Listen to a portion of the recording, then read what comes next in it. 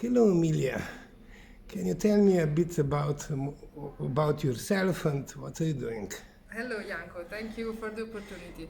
I am Emilia Piermantini and I am part of CASO, Portugal, Itampud and Herumpud. So basically, CASO is the Portuguese movement of people, association of people who use drugs, and Itampud is the Italian network. I came from these two associations because I started knowing the drug user movements in 2019 while I was in Portugal, and at the same time, Itampud was burning in Italy. Even if in Italy we have a very strong social movement, anti-prohibitionist one, but our territory makes us very splitted into several cities: Bologna, Torino, Roma, Napoli. Yes, I don't know. I really loved how I could grow up in this movement and what I could learn about anti-prohibitionist movement and empathical approach, compassionate and human approach, and of course harm reduction. It's a big focal point. Did you see in Portugal? Any different, any special things you didn't see in Italy, or can you compare both countries? Yeah, to be honest, yes, I didn't know anything about reduction or users movement before 2019, and I had a cultural shock when I come back to my own country. This was a big of a strange thing because in Portugal, harm reduction is such a pillar, and so I made a traineeship in an harm reduction low threshold service. They distribute methadone, self-injecting kits, and HIV and HCV treatment. And this combination in Italy doesn't exist at all.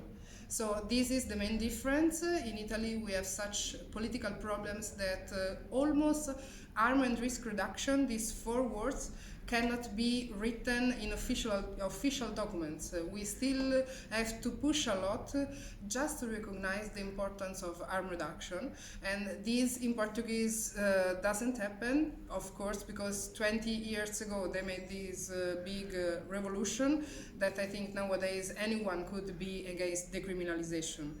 In Italy, we still have problems from politics, not from the social, the civic society, about cannabis legalization. So these are the main differences. Of course, there are a lot of other differences between these two countries, and I don't know, this could last 2 hours. Ask me more.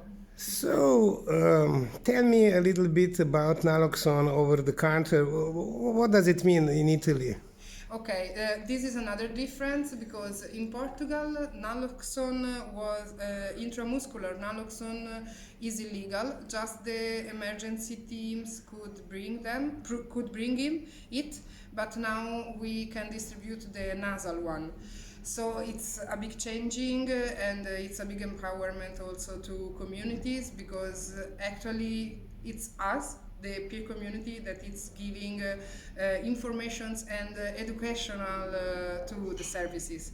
In Italy, the law says that naloxone should be furnished in every pharmacy, and but actually it's not that true because there are always territorial differences and there is always discrimination.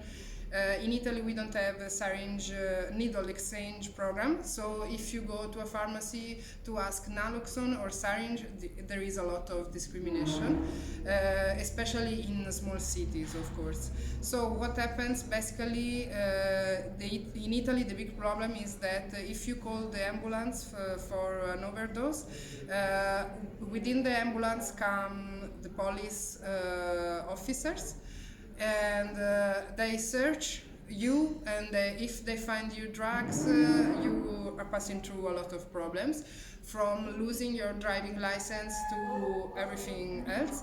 And so we want to fight for a good Samaritan. I don't know if this is the English words.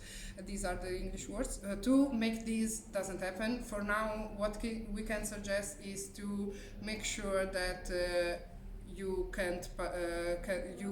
wouldn't have any problems in these emergency cases. In Italy, we made in the International Overdoses Awareness Day in Naples, we made strong action in a drop-in. Naples is one of the few cities where harm reduction services are installed, and we made this formation to technicians, to harm reduction technicians. It was a big effort and a very good results to spread the voice not only about opioid overdoses but in general about overdoses of all kinds. Okay, Emilia, thank you very much. Thank you, Janko. Bye.